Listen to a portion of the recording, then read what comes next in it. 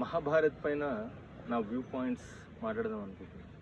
మనందరికీ తెలుసు మహాభారత్ సీరియల్స్ చూసినాం, ప్రవచనాల్లో వింటూ ఉంటాం, మూవీస్ కూడా వచ్చినాయి.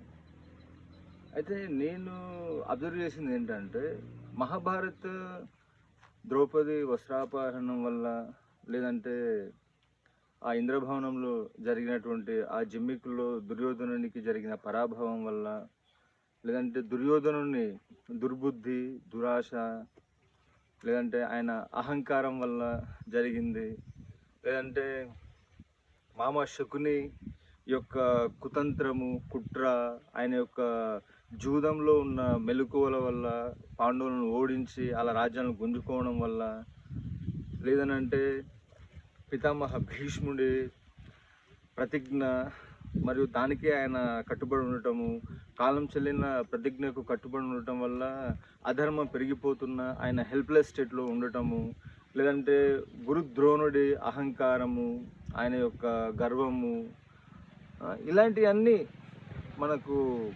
కారణాలుగా కనిపిస్తాయి మహాభారత్ జరగడానికి.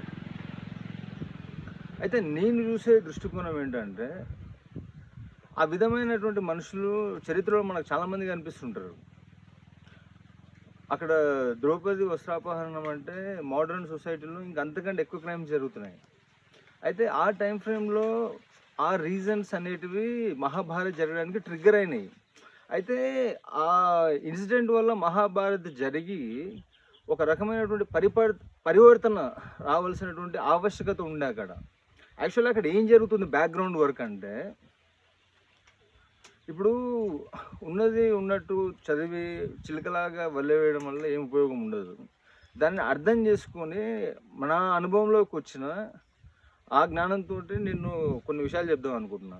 నేను ఎంచుకున్నది ఏ అంశమైనా కావచ్చు, మళ్ళీ దానిపైన నా వ్యూ పాయింట్స్, నా ఇన్సైట్స్ని చెప్తున్నాను. నేను పాతయే ఉంటాయి టాపిక్స్ ఎక్కువ శాతం, కానీ దానిని నేను నా అబ్జర్వేషన్ ఏంటిది, నా వ్యూ పాయింట్స్ ఏంటిది, నా ఎక్స్పీరియన్స్లోకి వచ్చిన విషయాలు ఏంటివి అనేది మాట్లాడుతున్నాను నేను.